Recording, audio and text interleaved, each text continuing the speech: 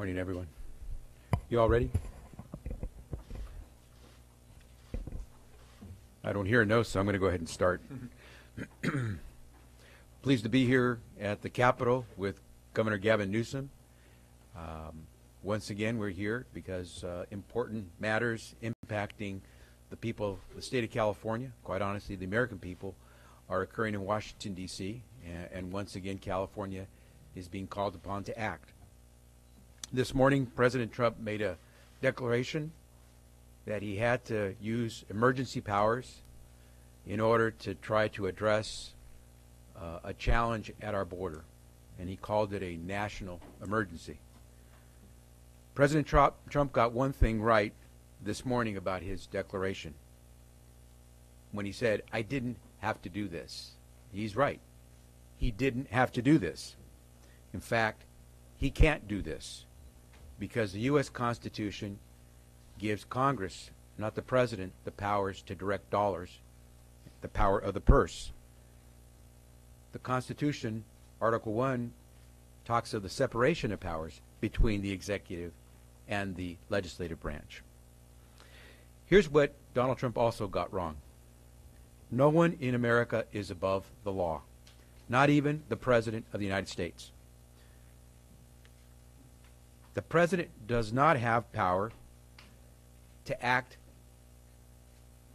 frivolously, taking the powers of this 240-plus year democracy and using them in ways that were never intended. He has the power to declare a national emergency. But this is not 9/11.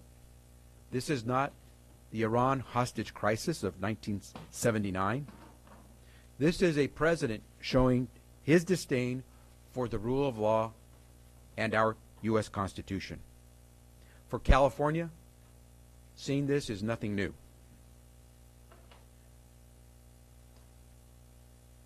What's perhaps most ironic about this is that even the president knows that his declaration of an emergency for the nation is dubious.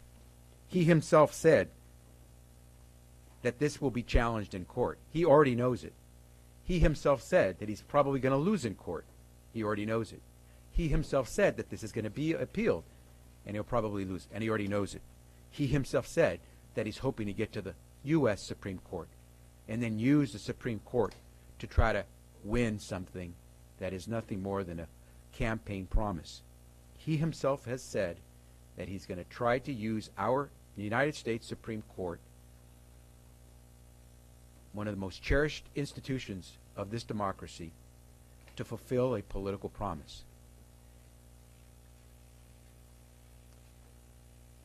I believe President Trump is telegraphing that he knows that this declaration of national emergency is not a true national emergency, that he knows he will lose in court, and that he is hoping to use the U.S. Supreme Court as a tool in his game to fulfill a campaign promise.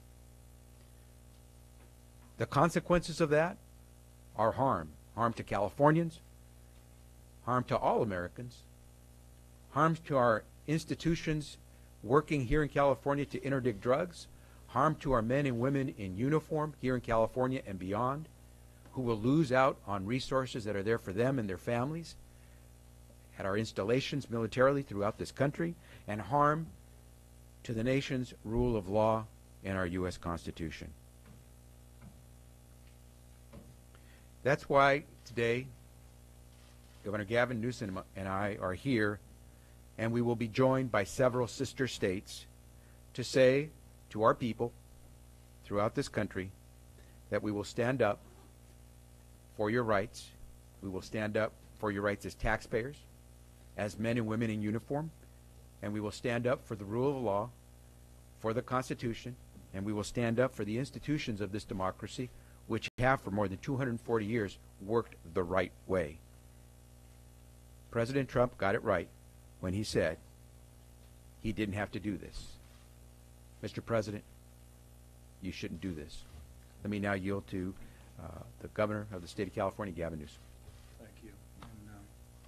I'm pleased by the comments of the Attorney General, and I'm grateful for his leadership, and I'm certainly very supportive of our efforts to sue the administration and to see the President in court. Fortunately, Donald Trump is not the last word. The courts will be the last word. I was yesterday up in Butte County, Paradise. I was there with a lot of children that were displaced, not only from their homes, but their schools, their families literally torn asunder. Members of the family that are in different schools in different cities, some that are not even going to school, getting educated, still waiting for FEMA support, still waiting for disaster recovery money into their community.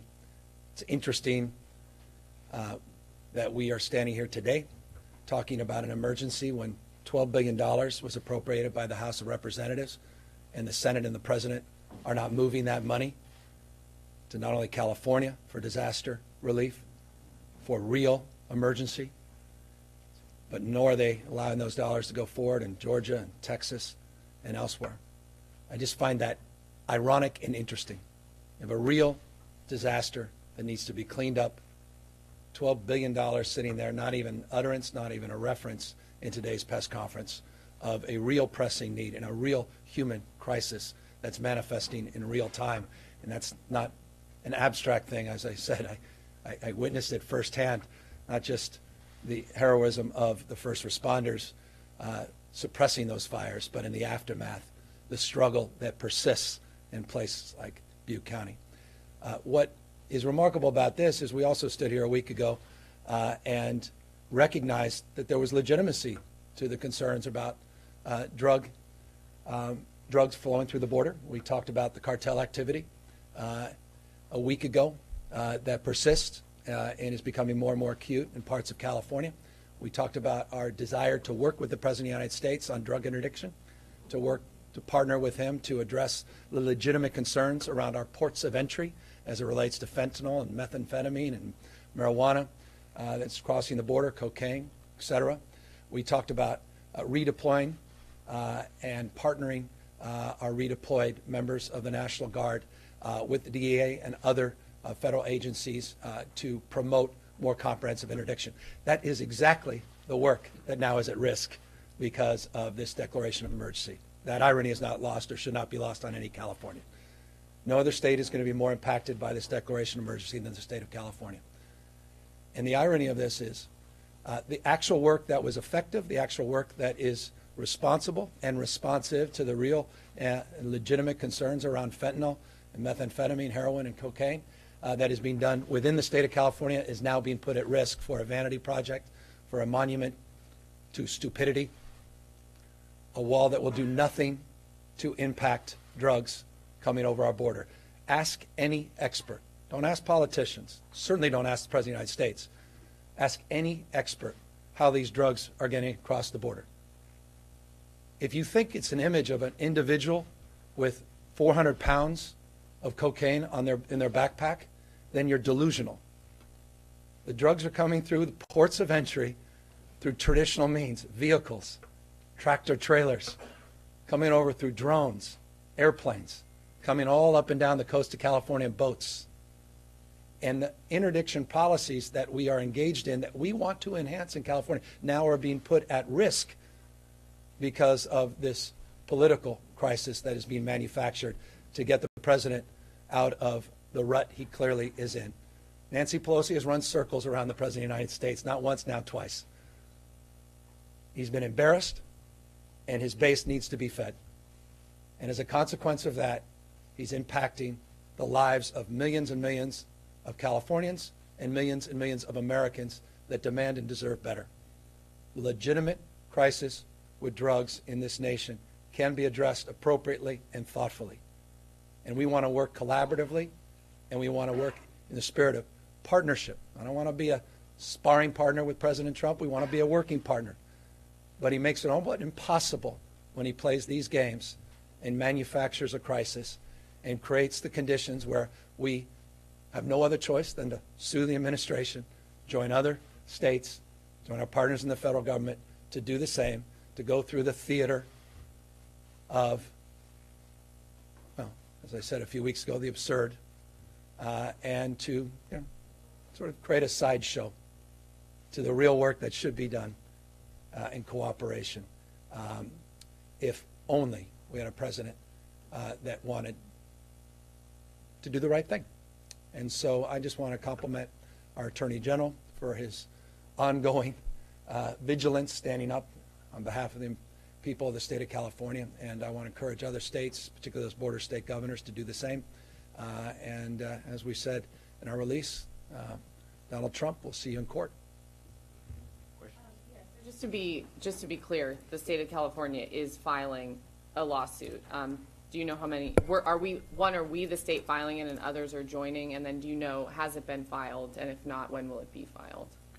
We're reviewing the declaration, which I understand was just issued. We're going to take a close look at what the declaration actually says versus what the president says it says, and based on that, we'll take action. We're prepared to take any and all action, including go to court, to defend the interest of the people of the state of California.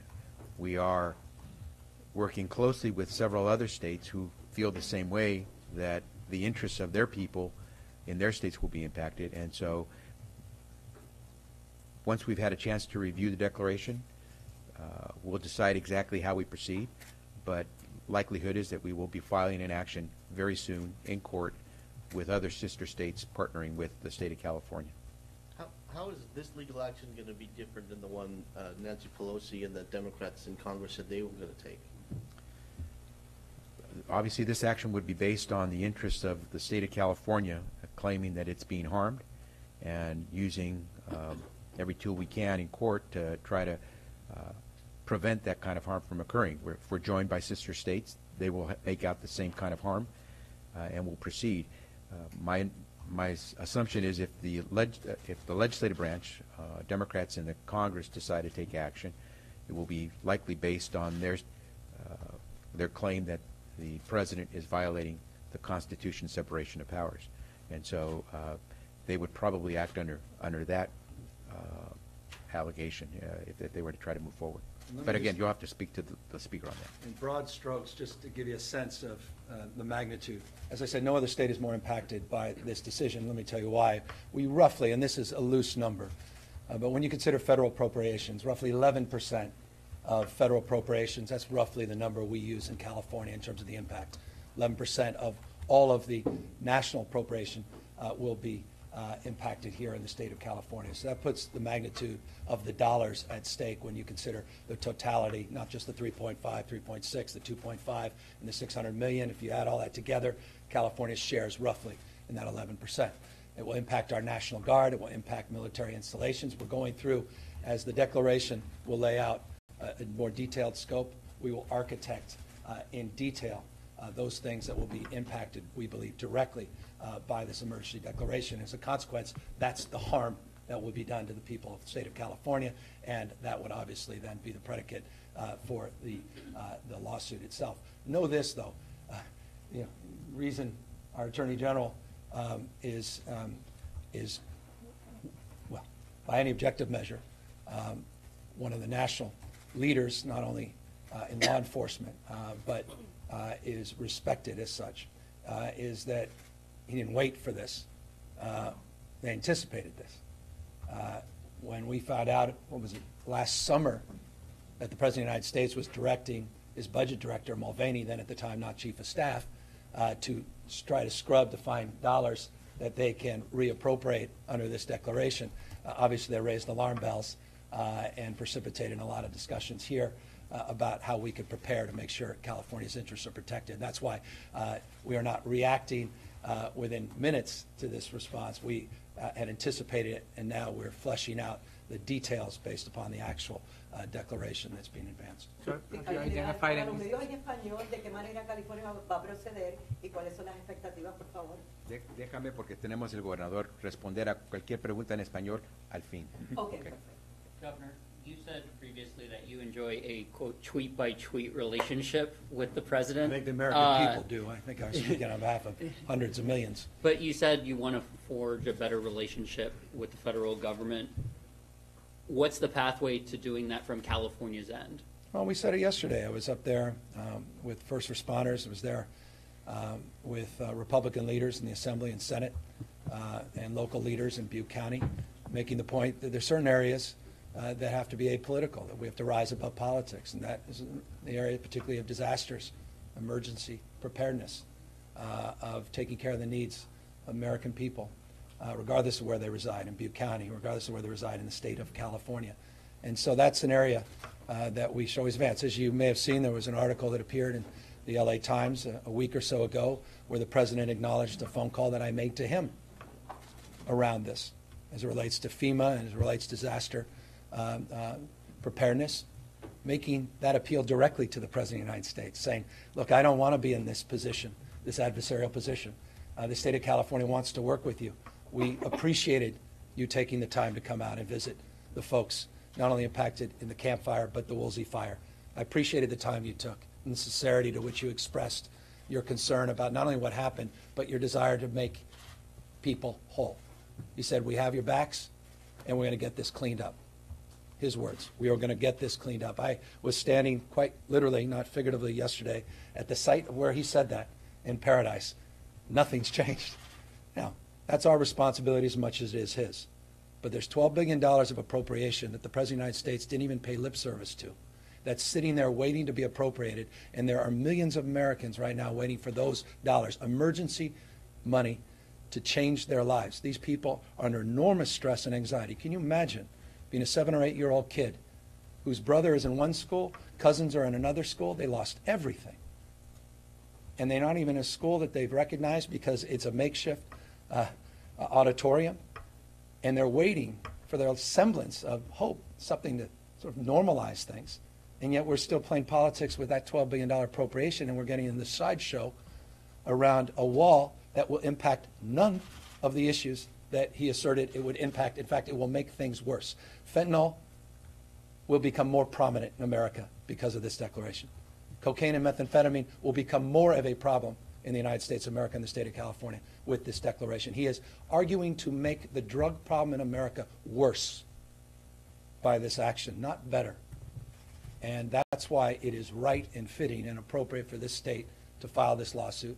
And it's right that other states join, and it's right that the federal government and its more enlightened leaders, Democrats and Republicans, join in those efforts. Governor, President Trump has characterized the illegal immigration problem at the border as an emergency, a national emergency. So if you don't agree with that, how would you characterize the situation? Well, let's just deal with facts. Forgive me. They're stubborn, and I recognize the president wasn't interested in even responding to them today in a number of questions he was asked in his press conference. But border crossings through 2017, up until last year, were the lowest they've been since 1971. Illegal immigrants in this state and across the country commit crimes at a lower rate than native-born citizens. California, based on Pew, did an analysis. Over the last decade, we have 550,000 less people without documentation in this state than we did a decade ago. The whole thing is manufactured. The whole thing is made up. The whole thing is political theater. It's the circus, and we're all playing it. And part of us were like, should we participate in this? Well, we have no choice because we have to have the back of the people we represent, and I'm very proud we have the leadership we do.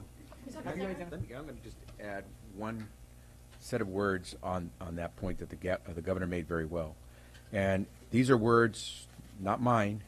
These are words of the president's own Department of Homeland Security, when they said, the southwest land border is more difficult to illegally cross today than ever before. Mr. Becerra.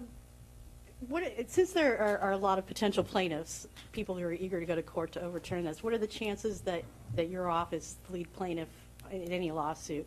And also, how would you respond to the president's comments today that they're just going to take this to Ninth Circuit and it's going to go to the Supreme Court anyway? Well, certainly we're going to be standing with a lot of other state attorneys general, with other leaders throughout the country who just don't believe that we should be exploiting the rule of law the way President Trump has. That we want to respect the Constitution's edicts on how to go about using taxpayer money. And I don't think there'll be a shortage of people who want to take the president to court on that. And we will be, along with several other state AGs, leading an effort on behalf of our states. In terms of, what was the second part about? The president saying this is going to go to the Ninth Circuit, so it'll just go to the U.S. Supreme Court As I anyway. said, the president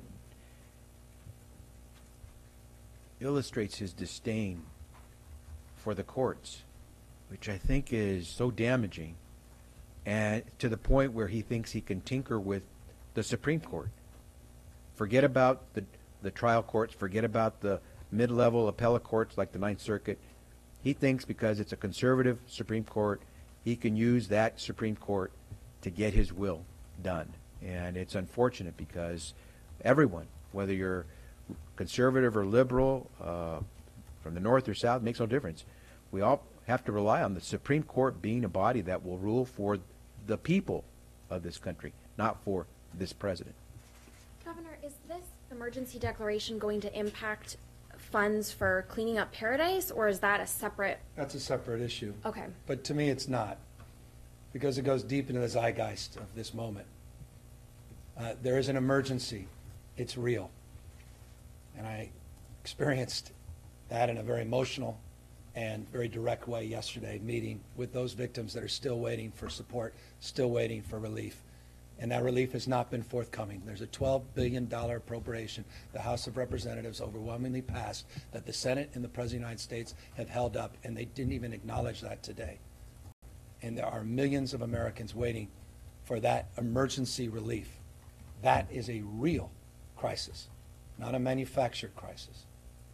And that is something that the President himself needs to square.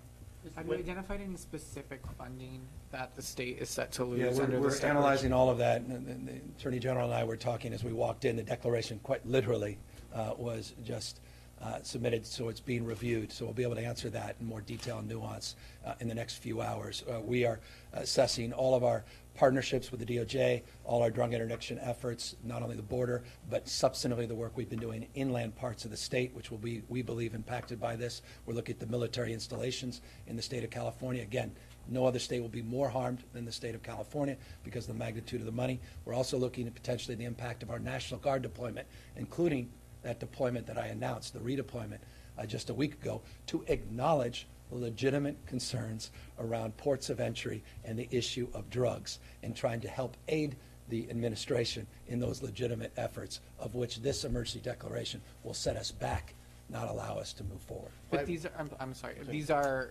federal, cooperative Correct. operations with the DOJ, or are All of they the above. federal agency in You got it. California? So local law enforcement, state law enforcement, existing task forces, all of those potentially at risk of losing money, or more importantly, momentum. I know the President tries to downplay that this is somehow sequential. It substantively impacts our planning. These takes years and years to build these operations. The planning now is disrupted by definition. This has put a chill in law enforcement. The irony of that's not lost on me either. As the President tries to appeal his fealty towards law enforcement, yeah, he's just taken the rug out from local law enforcement and hurt them for a vanity project on the border. By declaring an emergency, though, does the President have any, does he gain any power over, like, the National Guard, like where they're deployed? Not or anything directly, like that? but he impacts, he potentially impacts the funding for those deployments. But he has not co-opted our rights and authority of the National Guard, but he does indirectly impact those operations. As you know from the announcement last week, it was our intention to work with the administration to seek funding to redeploy a percentage of the National Guard that are currently on the border. Of those 360, we wanted to pull over 100 to focus on drug interdiction and with the cartel activity in Northern California. We met with someone the other day that talked about almost the terrorist type of activity that's going on currently with the cartels in the Emerald Triangle, where they're literally threatening locals that they will kill their families unless they look out for local law enforcement and tip them off around illegal cannabis grows. It's not only an environmental hazard, but literally people's lives are at risk. Those kinds of operations to address those legitimate concerns today are at risk because of the President's pronouncement. So just to be clear, I know you're still figuring out exactly what the lawsuit might look like, but you've argued that, you know, the President is overstepping his bounds in declaring this, and also that he's going to be misappropriating money. Do you expect the lawsuit will focus on one of those things, both of those things, and how soon do you think we might be ready to file? We'll be ready soon. We just have to read the declaration. We have to find out how far it goes in trying to usurp powers that only can be done through a legitimate declaration of a national emergency. But we will use every argument that's put before us through this frivolous declaration to ensure that we protect not just the people, but the laws, the people of the state and the country, but the laws of this country as well. You know, the President's overreach has been extensive on any number of occasions, and we've shot them down in court on any number of occasions because they have gone beyond what the law permits the executive to do. This is another example of how the President is exploiting a serious law, which has been used in the past, as I mentioned, 9/11, Iran hostage crisis. There are other examples, but serious examples of where it's important for the president to be able to move in ways that might not be possible without the declaration. As the president said himself, he didn't have to do this. There's no emergency here for the nation. He's just using this as his cover to try to move this further. And at the end, he also made it very clear. He's depending on what he hopes is a conservative Supreme Court that will back his political play to be able to do this. But I think his advisors, I think Republicans in Congress have said to him, this is treacherous territory. You're now taking us on. And I hope that smarter heads prevail in Congress bipartisanly so that we stop the president from undermining more than 240 years of a democracy that most around the world try to emulate. As just a point of context, you mentioned that there's been extensive overreach on any number of occasions. Can you give people some context as to how many pending lawsuits California has and what have been the major victories and losses in the courtroom so far? Take for example, today the Supreme Court agreed to take on a case on the U.S. Census. The Census Bureau under Trump, President Trump, chose to add a question to the census questionnaire that would undermine a thorough, legitimate counting of the people who live in the United States, which would impact, as Governor Newsom has said so very well, the state of California more than anyone else if there's an undercount, because we're the largest state, and with the largest state with the largest number of people who likely would be undercounted. There was a ruling by the courts that the Trump administration overreached and violated the law. That is now going to be heard by the Supreme Court. On any number of cases, we proved that the Trump administration overreached when it tried to undo environmental protections, health care protections for our people when it comes to the safety and need to restrict the polluting of our communities. We have taken this administration to court for trying to stop us from doing law enforcement the way we think best for the people of the state, which the 10th Amendment allows states to decide. And we have beaten the administration in its overreach in trying to restrict how our local law enforcement authorities conduct public safety. I could go on and on. This will be the 46th lawsuit, but most of them have to do with Trump administration overreach, and in most cases, we have proven to be correct. And how would you characterize the success rate? If I were a baseball player, our batting average would be phenomenal. Be out of this world. Hall of Fame. Yeah, I'd be a free agent making some good money. Mr. Attorney General, on the issue of police records, which has become a big issue for you this week. Now, let me answer the question on police records. Before we go there, if we're going to go off the subject, let me just in Spanish say a couple of words on this, and then we'll get to the police records. Hoy lo que estamos anunciando el gobernador Gavin Newsom y yo es que después de escuchar las palabras del presidente Donald Trump de que hay una emergencia nacional en la frontera, estamos aquí para declarar en contra de la declaración del presidente Trump, que eso es falso, y no solo es falso, es inmoral y es ilegal. Y estamos listos de defender los intereses del pueblo de California, de los que pagan los impuestos en California y de los que viven aquí y pagan impuestos en toda la nación, de proteger esos intereses y los derechos que tenemos, de estar asegurados que el dinero que mandamos a Washington, D.C. se va a usar por lo que el Congreso ha dicho que se puede usar, no por lo que un presidente, violando la Constitución, quiere usarlo para hacer. Esto de construir un muro en la frontera no tiene el apoyo del Congreso, no tiene el apoyo del pueblo norteamericano y no tiene el apoyo bajo la ley. Y por eso el gobernador Gavin Newsom y yo estamos listos este día de decir que en cualquier manera necesaria estaremos opuestos a esta propuesta en las Cortes, en el pueblo y ojalá también en el Congreso vemos la oposición a esta falsa declaración de una emergencia nacional declarada hoy por el presidente de los Estados Unidos. Parece que las expectativas son difíciles considerar hacer esta batalla. Mira, hasta el presidente Trump anunció que él cree que va a perder en las Cortes en esta batalla legal, que su declaración no va a sobrevivir un reto en la Corte. Él dice que también cree que va a perder una apelación de este caso en las Cortes.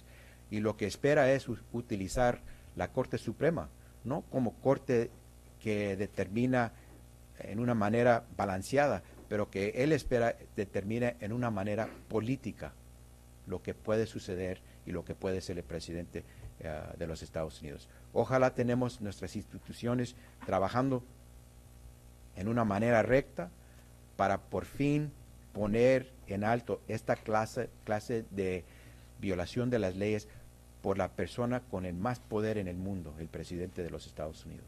Esa declaración de emergencia, ¿cuán grave sería para el estado de California?